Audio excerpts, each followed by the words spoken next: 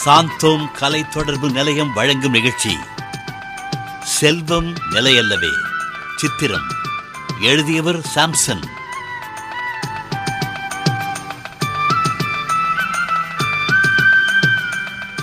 இறை இயேசு இவ்வுலகில் வாழ்ந்த நாட்களில் தமது போதனைகளாலும் நடத்தையினாலும் ஏராளமான மக்களை நல்வழிப்படுத்தி வந்தார். அவ்வாறு அவர் வாழ்வில் நடைபெற்ற சம்பவம் ஒன்றினை உங்களுக்கென படைக்கிறோம்.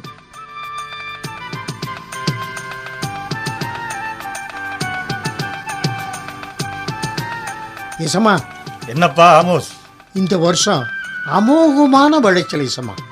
களஞ்சியமே ரொம்ப வழியுது. மிச்சத்தை வச்சுக்கிட்டு என்ன பண்றதுன்னே தெரியல இசமா. என்னப்பா கேள்வி இது? சந்தையில கொண்டு போய் வித்துற வேண்டியது தானே. எவ்வளவு இசமா விற்கிறது? சந்தை பூராவும் நம்ம தானியங்க தான். அவ்வளவு வித்தும் ஏராளமா மிஞ்சி போயிருக்குங்க. அப்படின்னா புதுசா இன்னொரு களஞ்சியம் கட்டி அதுல தானியத்தை சேர்த்து வைங்க.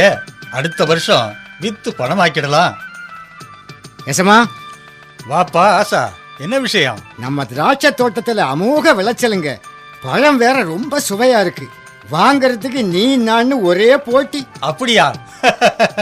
அப்ப நல்ல விலைக்கு வித்து காசாக்கிடலாம். இசமா, நடக்கிறதெல்லாம் ஆச்சரியமா இருக்குங்க. என்ன ஆச்சரியமா இருக்கு? இல்ல, அப்பாவுக்கு பிறகு நீங்க பொறுப்பேற்றதுல இருந்து இப்படி செல்வம் கொழிக்குதுங்க. அப்படியா? பின்ன 4 வருஷத்துல சொத்தை 4 மடங்கா பெருகிட்டீங்களே இசமா. ஊர்ல உங்களை விட பெரிய பணக்காரரா இருந்தவங்கெல்லாம் இப்ப எந்த மூலையில இருக்காங்கன்னே தெரியல இசமா. எல்லாரும் உங்களை பார்த்து மூக்கு மேல விரல வைக்கிறாங்க இசமா. அதுக்கு காரணம் என்னன்னு நீ நினைக்கிற? தெரியலையே இசமா. எல்லாம் கடவுளோட ஆசீர்வாதம் ஐயா. அப்படியா? என்னோட பெரிய பணக்காரன் எல்லாம் என்னை விட கீழே போயிட்டான். நான் இப்ப எல்லாருக்கும் மேல இருக்கேன்னா அதுக்கு என்ன காரணம்? அதையும் நீங்களே சொல்லிவிடுங்க. பெரிய பணக்காரன் இருந்த எலியேசர் அவன் எப்படிப்பட்டவன்? ஐயோ, அவர் பண்ண கொலைக்கு கணக்கே இல்லையே. இன்னொரு பணக்காரன் உசியா? ஐயோ, பெரிய விபச்சார பாவியாச்சே. பெரிய வியாபாரி மனாசே எப்படி? கள்ளத்திராசுல சம்பாதிக்கிற ஆளாச்சே. ஏனோஸ் எப்படி பணக்காரனானாரு? ஏதோ ஒரு வழக்குல பொய் சாட்சி சொல்லி பணக்காரனானதா சொல்லிக்கிறாங்க. அசரியா எவ்வளவு பெரிய பணக்காரன். அவரை பத்தி ஊர்ல என்ன பேசிக்கிறாங்க? பணம் இருந்து என்னத்துக்கு முதலாளி? பெத்தவங்களை கவனிக்காம விரட்டி விட்டுட்டாரு. பாவம், அவங்க தெருவுல பைத்தியமா அலைகிறாங்க. நான் எப்படிப்பட்டவன்? நீங்க தானே உங்களை மாதிரியே அடுத்தவங்களையும் நேசிக்கிற பெரிய மனசு படைச்சவராச்சே. அப்படி சொல்லு. அந்த பணக்காரங்கள்லாம் செஞ்ச பாவம் கடவுளுக்கு எதிரானது. ஆனா அப்படிப்பட்ட பாவங்கள் எதையுமே நான் செஞ்சிருக்கேனா? ஐயோ, அப்படி யாராவது சொன்னா அவங்க நாக்கு அழுகி போயிடும். அதனாலதான் கடவுள் அவங்கள விட என்ன அதிகமா ஆசீர்வதிச்சிருக்காரு. அவங்கெல்லாம் இறந்தா நரகத்துக்குத்தான் போவாங்க. நீங்க கடவுள்கிட்ட போவீங்களா? அதுல என்னையா சந்தேகம்? எனக்கு நிலையான வாழ்வு கண்டிப்பா கிடைக்கும். அது எப்படி அவ்வளவு நிச்சயமா சொல்றீங்க? உனக்கு ஏயா இந்த சந்தேகம்? எனக்கு நிலையான வாழ்வு கிடைக்கணுங்கிறதுக்காகத்தான் கடவுள் கட்டளைகளை ஒண்ணு விடாம கடைபிடிச்சிட்டு வர்றேன். எல்லா விஷயத்திலையும் கடவுளுக்கு பிடிச்ச மாதிரி தான் நடந்துக்கிறீங்கன்னு நிச்சயமா தெரியுமா? என்னப்பா என்னையே குழப்புற? இல்ல இஸ்மா, இதெல்லாம் பெரிய விஷயம் இல்லையா? இதுல சந்தேகமே இருக்கக்கூடாது. நிலையான வாழ்வுக்கு நான் என்ன பண்ணணும்? யோசிக்க ஆரம்பிச்சிட்டீங்களா? நான் வர்றேன் இஸ்மா.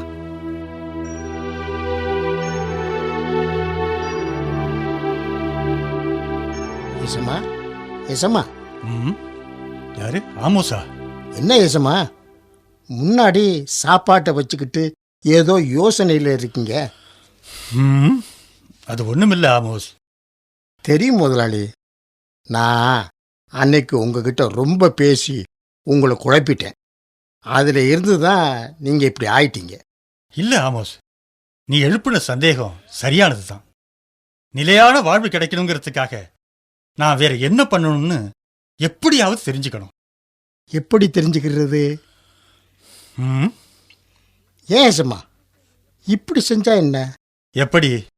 நாசரேத்தூர் இயேசுன்னு ஒருத்தரை பத்தி கேள்விப்பட்டிருக்கீங்களா?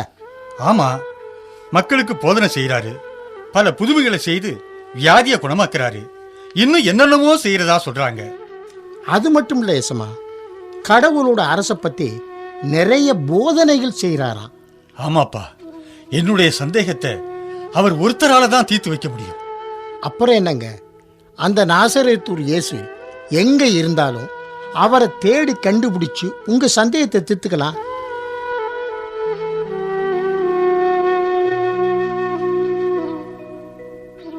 என்ன ஏசமா, நாசரேத்தூர் இயேசுவை பார்க்கணும்னு தேடி கண்டுபிடிச்சு வந்துட்டோம், பார்த்துட்டோம். அவர்கிட்ட உங்க சந்தேகத்தை கேட்டுற வேண்டியதானே? அவரை சுத்தி பெரிய கூட்டம் நிக்குதே, எப்படி போய் பேசுறது? ஏசமா ஏசமா, இதோ அவரே நம்மளை பார்த்து வர்றாரு. போங்கேசமா போங்கேசமா, போய் உங்க சந்தேகத்தை கேளுங்க. போதகரே, உங்களுக்கு என்ன வேண்டும்? நிலைவாழ்வை பெற்றுக் கொள்வதற்கு நான் என்ன நன்மை செய்ய வேண்டும்? நன்மையைப் பற்றி என்னை ஏன் கேட்கிறீர்? நல்லவர் ஒருவரே. நீர் வாழ்வடைய விரும்பினால் கட்டளைகளை கடைப்பிடியும். எவற்றை? கொலை செய்யாதே, விபச்சாரம் செய்யாதே, பொய் சான்று சொல்லாதே, தாய் தந்தையை மதித்து நட, மேலும் உன் மீது அன்பு கூறுவது போல உனக்கு அடுத்திருப்பவர் மீதும் அன்பு கூறுவாயாக. இவை அனைத்தையும் நான் கடைபிடித்து வந்துள்ளேன். இன்னும் என்னிடம் என்ன குறைபாடு உள்ளது? நிறைவுள்ளவராக விரும்பினால் நீர் போய் உடைமைகளை விற்று ஏழைகளுக்கு கொடும். ஆம், அப்பொழுது விண்ணகத்தில் நீர் செல்வராயிருப்பீர். பின்பு வந்து என்னை பின்பற்றும். என்ன ஏசமா, தலை குனிஞ்சிட்டீங்க? ஏசு உங்களையே பார்த்துக்கிட்டு இருக்காரு, ஏதாவது பதில் சொல்லுங்க. என் உடைமைகளை எல்லாம் விற்க சொல்றாரே, அது என்னால முடியாது. அப்ப வாங்க, சொல்லாம கொள்ளாம நழுவிடலாம். செல்வர் விண்ணரசில் புகுவது கடினம் என நான் உங்களுக்கு சொல்லுகிறேன். செல்வர் இறையாட்சிக்கு உட்படுவதை விட ஊசியின் காதில் ஒட்டகம் நுழைவது எளிது.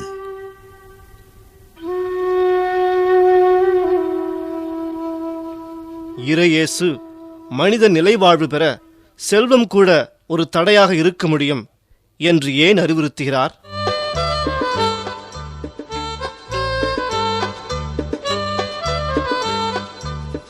என்னங்க? என்ன சுமதி? உங்க பெரிய அக்கா பிரேமா வந்திருக்காங்க. என்னவா? தம்பி மோகன், என்னப்பா நல்லா இருக்கியா?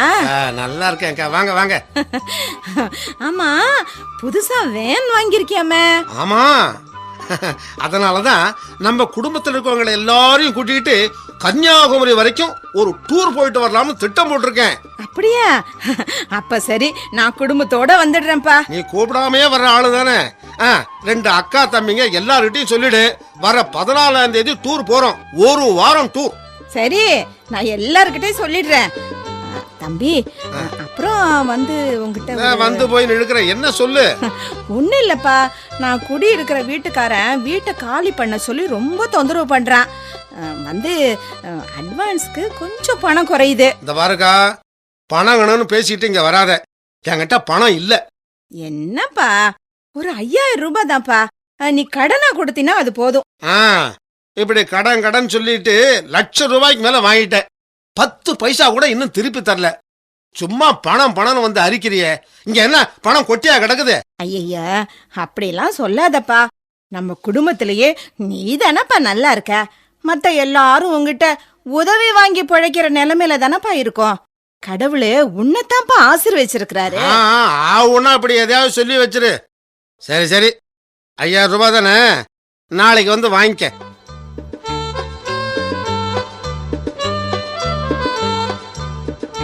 அம்மா அம்மா. என்ன சுரேஷ்? மோகன் மாமா எல்லாரையும் கன்னியாகுமரிக்கு டூர் கூட்டிட்டு போறாங்களாம். உங்களையும் வர சொன்னாங்கம்மா. டூரா? இப்ப என்னத்துக்குடா டூர் எல்லாம்? அம்மா, மாமாவுக்கு ரியல் எஸ்டேட் தொழில நிறைய லாபம் கிடைச்சிருக்கு. இப்ப கூட லட்சக்கணக்கான ரூபாய் லாபம் வர்றது மாதிரி வீடுங்க கட்டி கொடுக்குற டெண்டர் மாமாவுக்கு கிடைச்சிருக்கு. புதுசா இன்னொரு வேன் வேற வாங்கியிருக்காரு. ஓஹோ, அந்த சந்தோஷத்தை கொண்டாடுறதுக்கு தான் எல்லாரையும் கூட்டிக்கிட்டு டூர் போறானாமா? ஒரு வாரம் டூராமா? ஏண்டா, நானே ஒண்டி கட்டியா ஒரு கம்பெனியில வேலை பார்த்து இந்த குடும்பத்தை கஷ்டப்பட்டு காப்பாத்திட்டு வரேன். நான் ஒரு வாரம் வேலையை விட்டுட்டு ஊர் சுத்த போனா என் வேலை என்னப்பா ஆகுறது? மாமா கிட்ட இதையெல்லாம் நீயே சொல்லி டூருக்கு வரலன்னு சொல்ல வேண்டியதானே? நான் எப்படிமா சொல்ல முடியும்? ஆமா, உனக்கு காலேஜுக்கு 8000 ரூபாய் ஃபீஸ் கட்டணுமே, பணத்துக்கு என்ன பண்றதுன்னு நானே முழிச்சுக்கிட்டு இருக்கேன். இந்த லட்சணத்துல டூர் ஒண்ணுதான் குறைச்சல். அம்மா, ஃபீஸ் வர 25ஆம் தேதிக்குள்ள கட்டணுமாமா?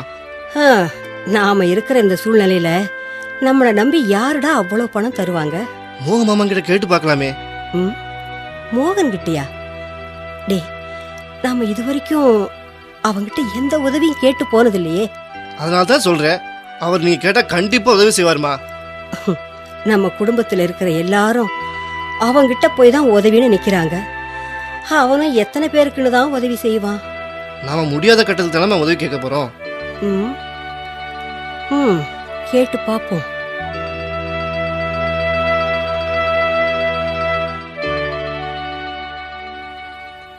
மோகன், மோகன்.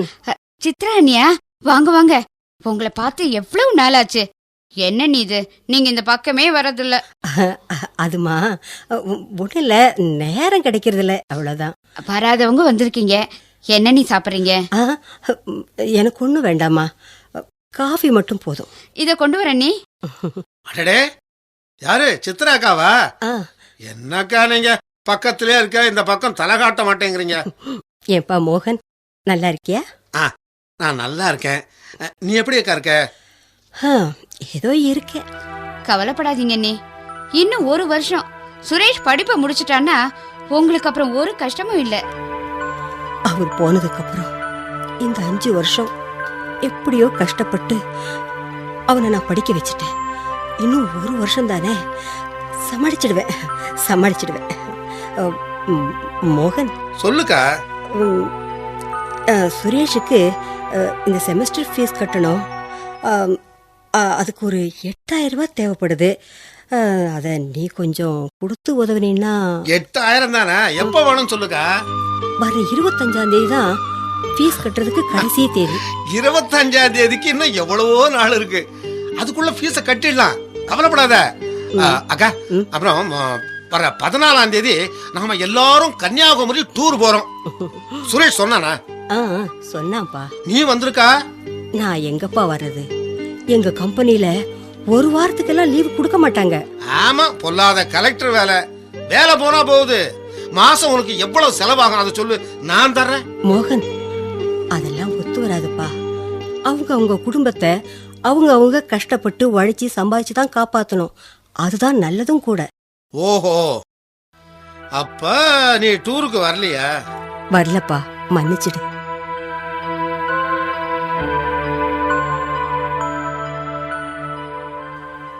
என்னங்க? என்ன சுமதி? சுரேஷ் இன்னைக்கு கூட வந்துட்டு போனான். எதுக்கு? என்ன இப்படி கேக்குறீங்க? சுரேஷுக்கு 25ஆம் தேதிக்குள்ள ஃபீஸ் கட்டி ஆகணும். நாளைக்கு தாங்க 25ஆம் தேதி. ஓஹோ. என்ன நீங்க அலட்சியமா ஓஹோன்றீங்க? 8000 ரூபாய் தரேன்னு சொல்லிட்டு அவனை இப்பவா அப்பவான்னு எத்தனை தரம் அலைய வச்சிங்க. பாவம் அந்த புள்ள ஒரு நாளை போல வந்துட்டு போறான். இப்ப யாரு கையில பணம் இருக்கு குடுக்கறதுக்கு? என்னங்க இது, கடைசியில இந்த மாதிரி பதில சொல்லவா அவனை இப்பவா அப்பவான்னு அலைய வச்சிங்க? இந்த பாரு, அவளுக்கு பணம் கொடுக்க எனக்கு இஷ்டம் இல்ல, அதோட விடு. ஏன் இஷ்டம் இல்ல? அவ என்ன மதிக்கல. என்ன மதிக்கல? டூருக்கு நான் போய் கூப்பிடாமலேயே நம்ம குடும்பமே வந்தது. நானே நேர்ல கூப்பிட்டு கூட அவ வரல. என்னங்க நீங்க, மத்தவங்களும் அவங்களும் ஒன்னா? நீ சும்மா இரு. நானும் ஆரம்பத்துல இருந்து பாத்துக்கிட்டு தான் இருக்கேன். பிரேமாக்கா எல்லாம் தம்பி தம்பின்னு நான் திட்டினா கூட என்னையே சுத்தி சுத்தி வர்றா. இந்த சித்ராக்கா என்ன கண்டுக்கிறதே இல்ல. பிரேமா நீ உங்க பணத்துக்காக உங்களை சுத்தி சுத்தி வந்து ஏமாத்தி பணத்தை பறிச்சிட்டு போறாங்க. சித்ரா நீ அப்படிப்பட்டவங்க இல்லைங்க. தம்பிக்கு ஒரு அக்கா எந்த அளவுக்கு மதிப்பு கொடுக்கணுமோ அந்த அளவுக்கு தான் அன்னைக்கும் இன்னைக்கும் கொடுக்கறாங்க. சுமதி, காசு பணம் வந்த உடனே உங்களுக்கு நல்லவங்க யாரு கெட்டவங்க யாருன்னு தெரியாம போச்சு. நீங்க திட்டினாலும் திரும்பி பார்க்காம போனாலும் உங்க காலையே நாய்க்குட்டி மாதிரி சுத்தி சுத்தி வரவங்களுக்கு தான் நீங்க வாரி வாரி கொடுக்கறீங்க. உங்க குணத்தை புரிஞ்சுக்கிட்டு சித்ரா அண்ணி தவிர எல்லாரும் நாய்க்குட்டி மாதிரி நடிச்சு உங்ககிட்ட பணத்தை புடுங்கிக்கிறாங்க. இந்த பாருங்க, பழசையெல்லாம் மறந்துட்டீங்களா? அன்னைக்கு வேலையை விட்டுட்டு நுழைஞ்சு போய் ரியல் எஸ்டேட் தொழில் பண்ண போறேன், கடன் கொடுங்கன்னு இந்த பிரேமா அண்ணில இருந்து எல்லார்கிட்டயும் போய் நின்னீங்க. பிரேமா அண்ணிலாம் அன்னைக்கு நல்லா தானே இருந்தாங்க. ₹1 கொடுத்து உதவினாங்களா? அன்னைக்கு இந்த சித்ரா அண்ணி தான் கழுத்துல போட்டிருந்த செயினை அடகு வச்சு ₹10,000 கொடுத்தாங்க. சுமதி, இன்னைக்கு நீங்க ஓஹோன்னு இருக்கிறதுக்கு அந்த 10,000 தாங்க ஆதாரமா இருந்துச்சு. அந்த பணத்தை அவங்க திருப்பி கூட கேட்கலையே. இது உண்மைதானே? ஆமா சுமதி. அந்த 10,000 திருப்பி கொடுக்கலாம்ல சுமதி. அதெல்லாம் ஞாபகம் வரல. உங்களை மதிக்கலேங்கிறது மட்டும் உங்களுக்கு பெருசா போச்சு. அதுதாங்க, பணம் வந்தா நன்றிங்கிற நல்ல குணம் எல்லாம் மறந்துடும். நல்லவங்க எல்லாம் கண்ணுக்கு தெரிய மாட்டாங்க. பணத்திமிர், ஆணவங்கிற கெட்ட குணம் எல்லாம் வந்துரும். தன்னை சுத்தி இருக்கிற காக்கா கூட்டம் எல்லாம் தான் நல்லவங்களா தெரிவாங்க. போதும் சுமதி, போதும். நான் பண்ணது எவ்வளவு பெரிய தப்புன்னு இப்போ உணர்றேன். முதல்ல சித்ரா அக்காவை பார்த்து அவங்க கால்ல விழுந்த மன்னிப்பு கேட்டு சுரேஷ் ஃபீஸ் பணத்தை கொடுத்துறேன். அப்புறம் தான் எனக்கு மறுவேலை.